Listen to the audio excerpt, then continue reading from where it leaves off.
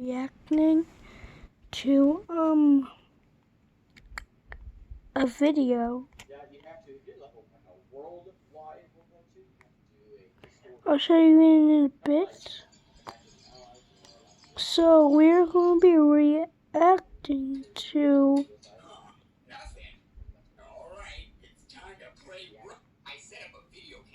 This man ordered pizza every day for 10 years until the employees noticed something. I was in a 1v4 situation with both my teammates down when I heard some helpful advice from one of my teammates. First, Sir, yes, sir.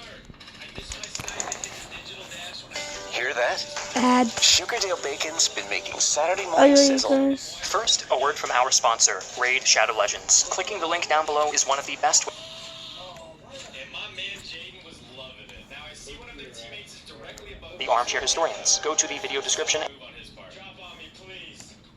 to distinguish them in the chaos of battle. Russian muskets were often copies of European designs with minor changes, such as heavier stocks or copper ramrods to prevent rust. Officers of the time wore similarly ornate outfits, often accentuated by elaborate gold braiding. A sword and scabbard at their side usually served as a symbol of their rank and standing.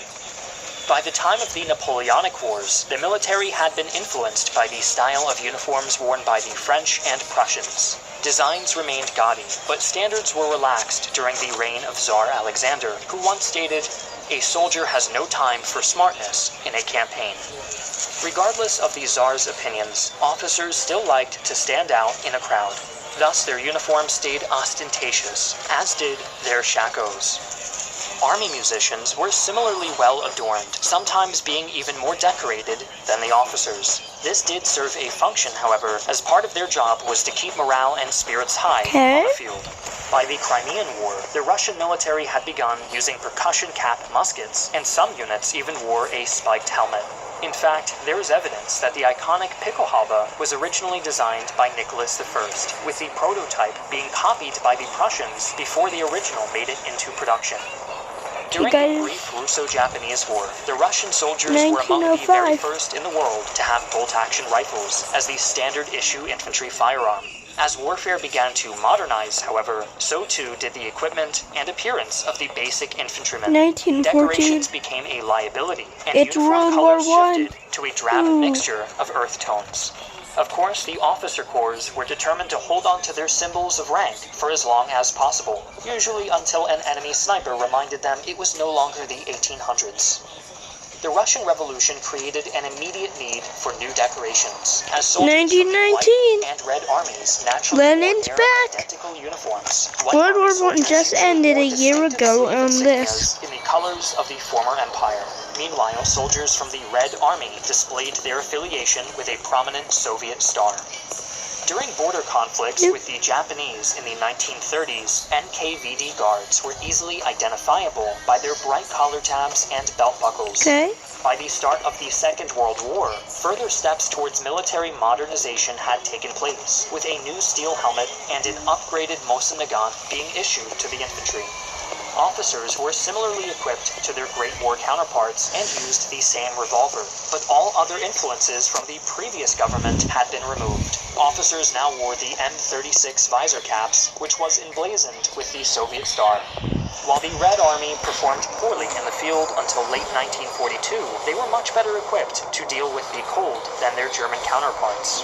Soviet marksmen and markswomen were deadly with either a scoped variant of the Mosin-Nagant and the semi-automatic SVT-40. Men like Vasily Zaitsev and Ludmila Pavlichenko became legendary snipers with these weapons.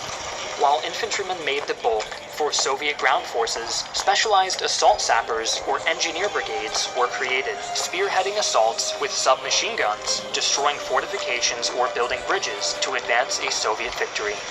Following the end of the Second World War, the Soviet military saw itself becoming a fully modernized force, both in look and their equipment. Soviet infantrymen were now equipped with the iconic AK-47 and later the AKM assault rifle, developed by Mikhail Kalashnikov. This rifle would see continued use throughout the decades and remains to be a reliable weapon platform to this day. Deploying to Afghanistan, the Soviet military adapted to the desert climate with tan-colored uniforms, often referred to as Afghankas during the decade-long conflict. With the fall of the Soviet Union in 1991, Yep. the new Russian Federation issued their infantrymen new camouflage uniforms, making their debut deployment in the conflicts in Chechnya, although many still retained their Soviet-style belt buckles, whereas years later, Russian military forces would be free from the influence of the hammer and sickle on their gear. Equipped with AK-12s, a modernization of the reliable AK-47 from the Cold War, the soldiers of the Russian Federation are as prepared as their Western neighbors. In contrast to the standard infantryman's uniform, the Honor Guards have a very ceremonial look, absolutely needed when guarding high-profile locations, such as Russia's Tomb of the Unknown Soldier. They are equipped with the SKS rifle. Thanks again to Raid Shadow Legends for sponsoring this video. Using the link down below really supports our channel. Do whatever I want. Let's get it.